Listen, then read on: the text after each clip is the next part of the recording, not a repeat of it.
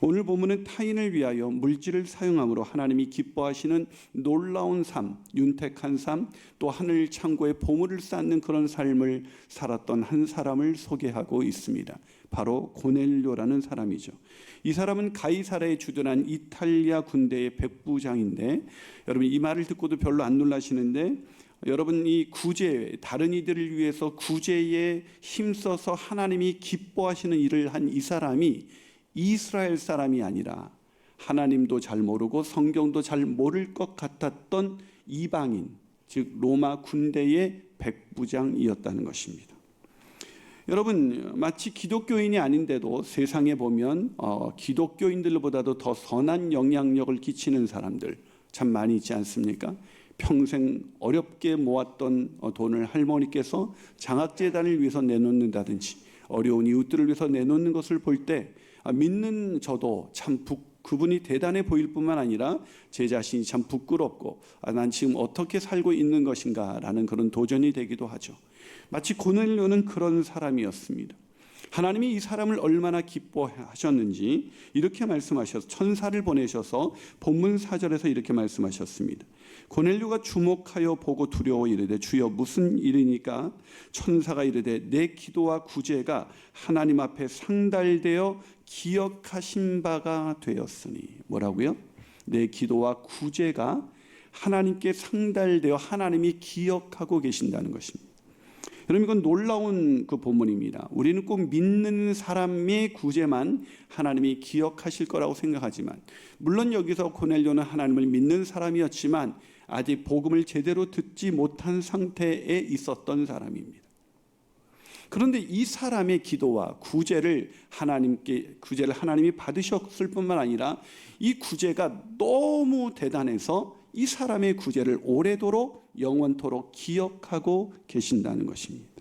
사랑하는 여러분, 저는 저와 여러분이 이렇게 고넬료와 같은 그런 구제에 힘쓰는, 나누기를 힘쓰는 인생이 되시기를, 그래서 하나님이 기뻐하시는 구제의 원리를 따라 살아가시는 저와 여러분이 되시기를 주님의 이름으로 축복합니다.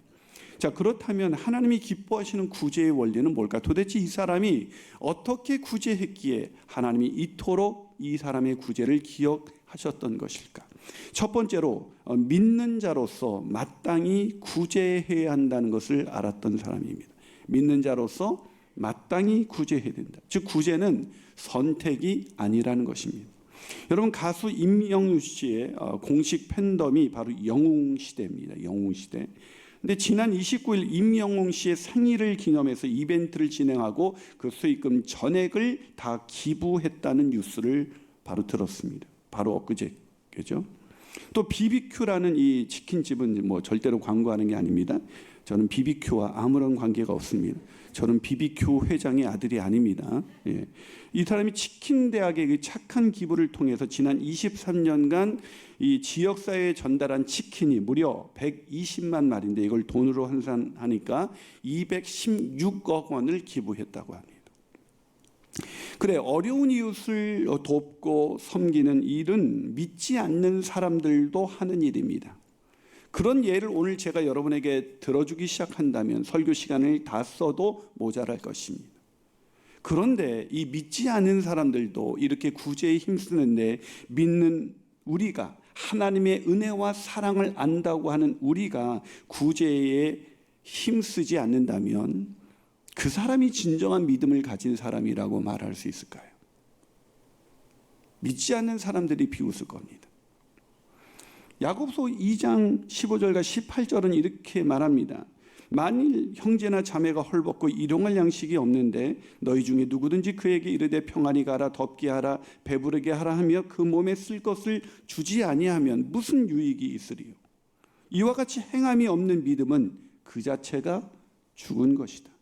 어떤 사람은 말하길 너는 믿음이 있고 나는 행함이 있으니 행함이 없는 내 믿음을 한번 내게 보여봐라. 나는 행함으로 내 믿음을 너에게 보이겠다. 무슨 말씀입니까? 믿는 사람이 구제를 통해서, 행함을 통해서 어려운 이웃을 돕는 것은 그 믿음이 있는 사람인데 마땅히 행할 바라는 것입니다. 즉 믿음이 있다고 하면서 하나님을 믿는다고 하면서도 어려운 사람을 돕는 데 인색하거나 그 일을 하지 않는다면 그 사람의 믿음은 죽은 것이라고 성경은 분명하게 말씀해 주고 있습니다. 선으로 우리가 선을 행한다 그래서 구원에 이른다는 것은 아닙니다. 그러나 믿는 사람은 선을 행하게 되어 있죠. 아멘이십니까? 그래서 성경에는 믿는 사람에게 하나님이 선을 요구하시는 이 요청을 쉽게 찾아볼 수가 있습니다.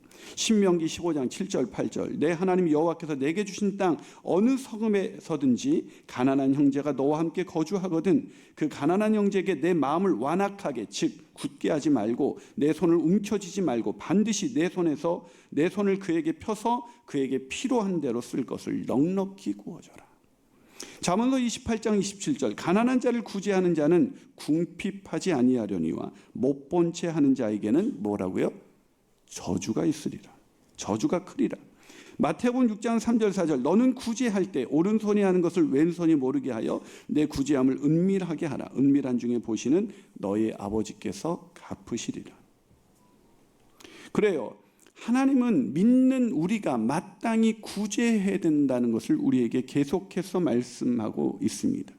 그런데 의외로 믿는 사람들이 구제를 잘 하지 않습니다. 심지어 교회가 구제하기를 원하면서도 구제 헌금에는 인색합니다. 여러분 구약에는 자기 소득의 11조도 했지만 늘 구제의 11조를 늘 잊지 않았습니다. 다른 교회에서 제가 사역할 때 어떤 분이 구제에 힘써야 된다는 얘기를 계속 하셨습니다. 참 이분은 구제에 정말 힘쓰는 분이구나. 제가 이렇게 생각했는데 그 아내가 한 번은 목사님 근데 이가 늘 구제 하는데요. 사실은 구제헌금 하는 거 한 번도 본 적이 없어요. 그러더라고요. 그래서 뭔가 부부관계에 문제가 있었던 것 같습니다. 그래서 제가 아마 은밀하게 구제를 하셨겠죠. 저는 그렇게 믿고 싶습니다. 여러분 야고보에서 믿음의 문제를 얘기하면서 말한 것이 구제입니다. 가난한 사람을 도우라는 것입니다.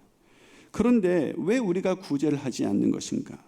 그것은 누군가 하겠지. 나는 내 형편이 안 되니까 누군가는 하겠지라는 그런 생각 때문에 그렇죠. 여러분 그런 상황에서 여러분 오늘 본문에 보면 고넬료는 그러면은 형편이 괜찮아서 구제를 했던 것입니다. 아닙니다. 여러분 이 본문 보면 이 구제를 어떻게 했냐면 본문 2절과 4절을 2절부터 4절을 세 번역으로 한번 읽어보도록 하겠습니다. 시작. 그는 경건한 사람으로 온 가족과 더불어 하나님을 두려워하여 유대 백성에게 자선을 많이 베풀며 늘 하나님께 기도하는 사람이었다. 어느 날 오후 3시쯤에 그 환상 가운데 하나님의 천사를 똑똑히 보았다. 그가 보니 천사가 자기에게로 들어와서 고넬료하고 말을 하는 것이었다. 고넬료가 천사를 주시하여 보고 두려워서 물었다. 천사님 무슨 일입니까? 천사가 대답하였다. 내 기도와 자선 행위가 하나님 앞에 상달되어서 하나님께서 기억하고 계신다. 하나님이 고넬료의 무엇을 기억하셨다고요? 기도만 기억하신 것이 아니라 그의 자선 행위, 그의 구제를 기억하셨다는 것입니다. 다시 말해서 하나님이 믿는 자에게 가장 기대하시는 일이 한 가지가 있다면 그것은 구제에 힘쓰는 것입니다. 늘 남을 돕는 일에 인색하지 않음으로 인해서 넉넉함으로 인해서 하나님을 기쁘시게 하고 저와 여러분이 윤택한 삶, 하늘의 창고를 많이 쌓는 삶을 살게 되시기를 주님의 이름으로 축원합니다. 한 발 더 나가서 하나님이 기뻐하시는 구제의 원리는 뭘까요? 그것은 온 힘을 다해서 최선을 다해서 구제해야 한다는 것입니다. 말씀드린 것처럼 믿는 자라면 마땅히 구제에 힘쓰는 것이 당연합니다. 그것은 선택이 아니라 성도로서 마땅한 우리의 의무이자 특권인 것입니다. 그런데 기독교인들이 비기독교인들보다 더 구제를 많이 한다라고 말하기가 참 어려워요. 여러분 이게 저는 믿는 자들이 세상 사람들이 믿지 않는 사람들이 우리를 볼 때 우리의 믿음을 뭘로 확인하냐면 세상 사람들은 우리가 교회에 얼마나 열심히 다니냐로 확인하는 것이 아니라 우리가 구제의 힘, 우리의 행함에 즉 구제라는 것을 남을 돕는 이 행함이 나타날 때 그 사람들은 말합니다. 믿는 자들이 달라. 즉 우리들의 믿음을 그들은 우리의 영성을 통해서 보는 것이 아니라 우리의 구제를 통해서 우리의 믿음을 보게 됩니다. 하지만 말씀드린 것처럼 기독교인들이 구제를 잘 안 합니다. 어떤 사람은 목사님 통계에 의하면 기독교인이 더 많이 합니다라고 말할지 몰라요. 그건 세상의 기준이죠. 하나님은 압도적으로 많기를 원하십니다. 누가 말을 해도 기독교인들은 구제를 잘하는 사람이야. 우리의 삶 속에서 우리 이웃들을 돕고 섬기는 일들이 많아진다면 사람들은 이구동성으로 말할 것입니다. 기독교인들은 구제를 많이 하는 사람이에요. 여러분, 우리 교회가 지난번에도 구제를 열심히 하는데도 늘 부족함을 느낍니다만, 지난번에 우리가 쌀을 지역사회 양쪽 지역에 동탄과 바로 이 광교 지역의 흥덕 지역에 쌀을 나누었습니다. 그렇게 많이 나누지는 못했어요. 한 500만 원 정도씩 이렇게 나눠서 한 1,000만 원을 나눴는데, 그 나눔에 이제 그 전달식이 있는데 담임 목사가 참석할 수 있냐 해서 저는 그런 데는 안 가도 된다고 해서 우리 성도님들이 몇 분 가셨습니다. 근데 그 화성시의 그 직원 공무원이 그러더래요. 교회가 꽤 큰가 봐요. 그러더래요. 아니요, 저희 교회 크지 않고 상가교회입니다. 그랬더니 깜짝 놀라더래요. 상가교회요? 왜요? 그랬더니 이 지역에서 제일 많이 하신 교회입니다. 그 말을 듣고 마음이 참 아팠습니다. 많이 하지 않는구나. 왜 그럴까요? 전 조심스럽게 우리가 구제를 하지 않는 사람들의 생각의 가장 뿌리 깊은 생각 중에 하나는 나는 아직 형편이 안 돼 라는 생각이 아닐까요? 그런 생각을 가지셨다면 오늘 일부 광교의 일부 설교를 하는 하나님이 기뻐하시는 나눔의 원리, 오늘 저는 구제의 원리라고 제목을 붙였는데 민성기 전사님이 나눔의 원리로 설교를 했습니다.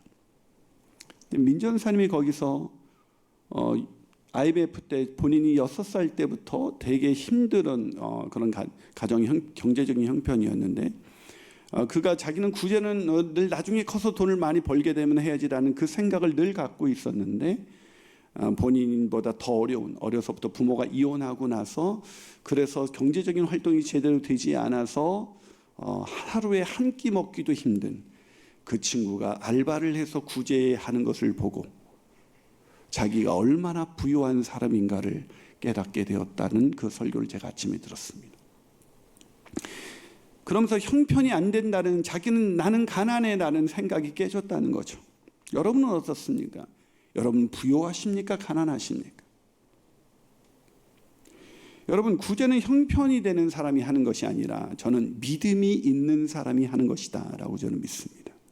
오늘 보면 2절을 보세요. 그가 경건하여 온 집안과 더불어 하나님을 경외하며 백성을 많이 구제했다고 나와 있습니다. 어떻게 구제했다고요? 고넬료가 많이입니다. 엄청 많이. 고넬료가 너무 많이 했어요. 자, 그렇다면 이탈리아 군대 백부장이라고 해도 천부장도 아니고 백부장이 나름대로 그냥 자기 생활은 된다고 해도 그렇게 많이 구제했다면 제가 확신합니다. 고넬료는 가난해졌을 겁니다. 여러분, 기독교인들은 남을 부욕해 하기 위해서 자신은 가난을 선택하는 것이죠. 예수님이 우리를 부욕해 하기 위해서 그분이 가난을 선택하지 않으셨습니까? 그분을 믿는 사람들이라면 남을 부욕해 하기 위해서 가난해지는 것을 기뻐하는 사람들. 여러분, 성경은요, 이 고넬료뿐만 아니라 힘에 부치도록 구제한 사례가 많습니다. 오늘 민성기 전사님 본문을 제가 그 본문이 같더라고요. 고린도후서 8장과 1절과 5절에 보면 마게도니아와 아가야의 성도들이 예루살렘 교회가 어렵다는 걸 듣고 엄청난 구제를 합니다. 그것을 바울이 구제를 시작했다가 중단한 고린도 교회에게 도전하면서 이렇게 소개한 것이 8장 5절 1절에서 5절까지. 자, 같이 한번 읽어보도록 하겠습니다. 있습니다. 시작. 형제 자매 여러분, 우리는 하나님께서 마게도냐 여러 교회에 베풀어 주신 은혜를 여러분에게 알리려고 합니다. 그들은 큰 환난의 시련을 겪으면서도 기쁨이 넘치고 극심한 가난에 쪼들리면서도 넉넉한 마음으로 남에게 베풀었습니다. 내가 증언합니다. 그들은 힘이 닿는 대로 구제하였을 뿐만 아니라 오히려 힘에 지나도록 자원해서 하였습니다. 그들은 성도들을 구제하는 특권에 동참하게 해달라고 우리에게 간절히 청하였습니다. 그들은 우리가 기대한 이상으로 하나님의 뜻을 따라서 먼저 자신들을 주님께 바치고 우리에게 바쳤습니다. 여러분, 여유가 있어서 구제에 참여할 수 있는 것이 아닙니다. 여유가 있어서 선교 바자회에 참여할 수 있는 것이 아닙니다. 제가 작년에도 어떤 분이 정말 너무 이렇게 검소해서 그의 큰딸이 어디 가서 뭘 봐도 아빠가 그 몇천 원 안 되는 장신구를 사준다니까 아빠한테 했어요. 왜? 엄마가 어차피 가서 바꿀 거예요. 근데 그분이 지난번에 선교 바자회에 너무 많은 돈을 쓰는 거예요. 그래서 제가 나중에 집사님 그렇게 하면 안 되지. 목사님 선교 바자회에 참여하려고 1년을 모았어요.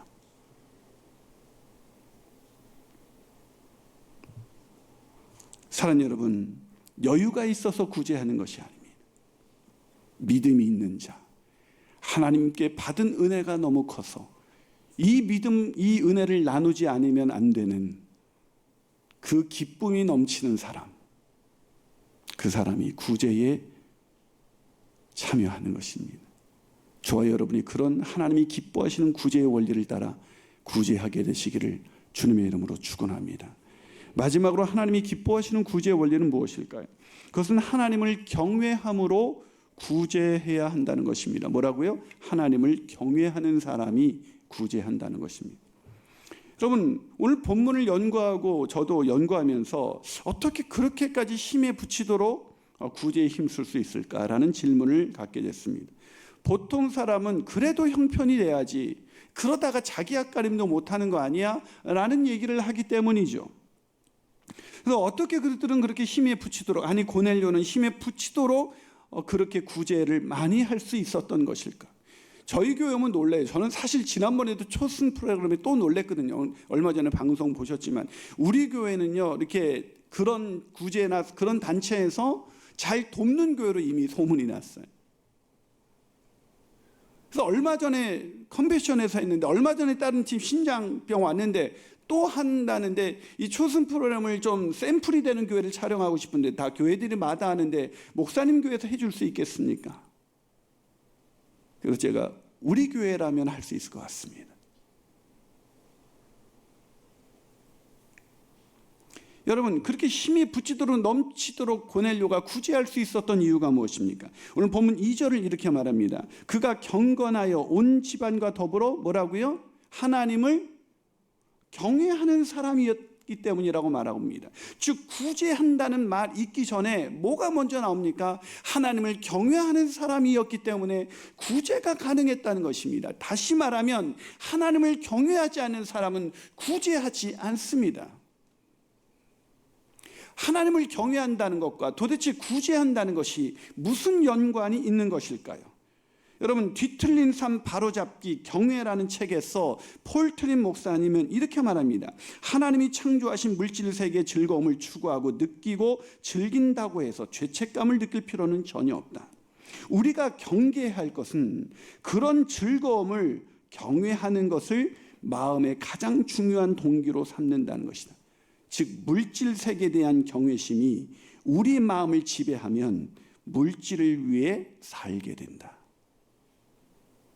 우리 인생에서 가장 중요한 것, 하나님을 경외하는 것인데, 하나님을 경외하지 아니하고 물질을 경외하게 되면 물질을 위해 살게 되고 결국 어려운 이웃을 위해서 돕는다는 것은 물질이 아무리 많아져도 절대 할 수 없는 일이 된다는 것이죠. 바꾸어 말해서 하나님을 경외하는 사람은 오늘 내가 가난한 중에도 기쁨으로 자원하여 넉넉히 드릴 수 있는 그 놀라운 부요한 인생을 살아갈 수가 있다는 것입니다. 사랑하는 여러분, 하나님을 경외하는 사람, 그래서 마지막 날에 이 내게 가진 이 물질이 내 것이 아니라 하나님의 것이라는 것을 아는 사람, 마지막 날에 하나님이 이것을 정산할 거라는 것을 아는 사람, 그래서 하나님을 경외하게 내 마음대로 내 즐거움을 위해서 쓰기보다는 사랑하는 이웃을 위해서, 어려운 이웃과 소외된 사람과 어려운 교회를 위해서 쓰는 것을 하나님이 기뻐하신다는 걸 알기에 오늘도 기쁘게 차원하여 그렇게 살아가는 사람들이 오늘날에도 교회 가운데 있는 것입니다. 사랑하는 여러분, 저와 여러분이 그런 사람이 되기를 바랍니다. 에베소서 4장 28절은 말합니다. 도둑질하는 자는 다시 도둑질하지 말고 돌이켜 가난한 자에게 구제할 수 있도록 자기 손으로 수고하여 선한 일을 하라. 저는 지난번 초승 프로그램에 저도 개인적으로 참여했습니다. 그래서 저는 누구보다도 열심히 구제를 해왔다고 저는 그렇게 자부했습니다. 근데 제가 구제를 가장 많이 했던 때를 한번 돌이켜 보니까 지금이 아니더라고요.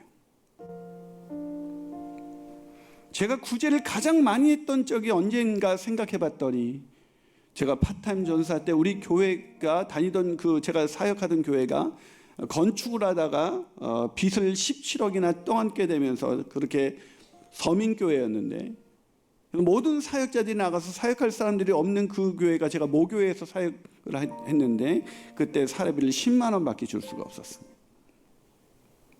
그 10만 원 가지고 11조를 떼고 선교음을 떼고 반씩 뗐던 또 10분의 1이 바로 구제 헌금이었습니다. 그때 정말 하나님 앞에서 하나님이 주시는 기쁨이 있었습니다. 성경을 읽어도 성경이 다 나를 위해서 하는 얘기 같고, 마음속에 근심 있는 사람 주 예수께 다 아뢰어라. 늘 찬양을 부를 때마다 벅차오르는 감격과 은혜가 제 삶 가운데 넘치던 때였습니다.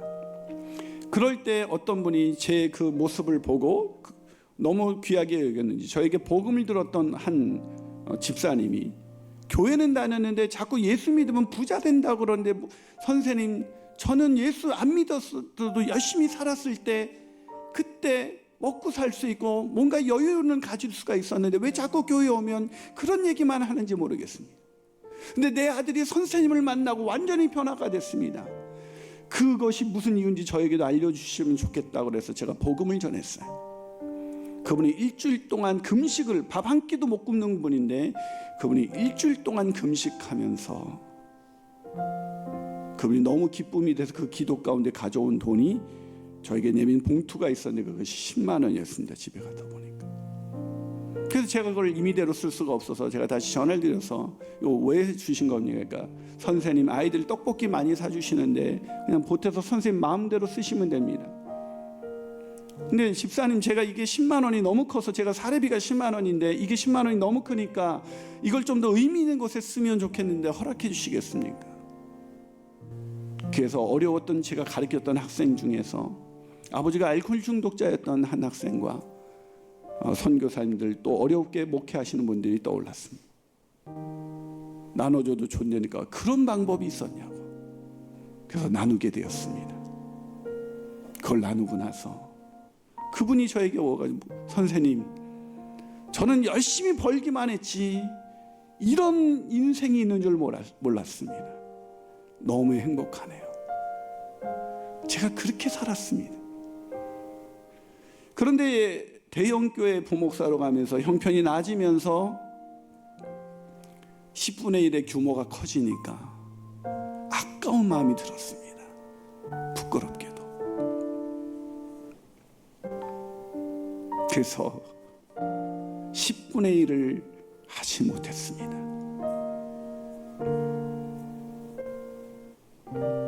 물론 액수로 그때 비교할 수 없는, 그때 10분의 1이었던 만 원과 비교할 수 없는 금액을 저는 지금 하고 있습니다. 하지만 하나님은 그 파트타임 사역 때 드렸던 그 만 원을 훨씬 더 기뻐하셨을 것입니다. 사랑하는 여러분, 돈 있어 구제하는 것 아닙니다. 하나님이 기뻐하시는 구제는 믿음으로 하는 것입니다. 사랑과 은혜로 하는 것입니다. 그런 구제의 원리를 따라 오늘도 기쁘게 선교바자에 참여하는 저와 여러분이 되시기를 주님의 이름으로 축원합니다.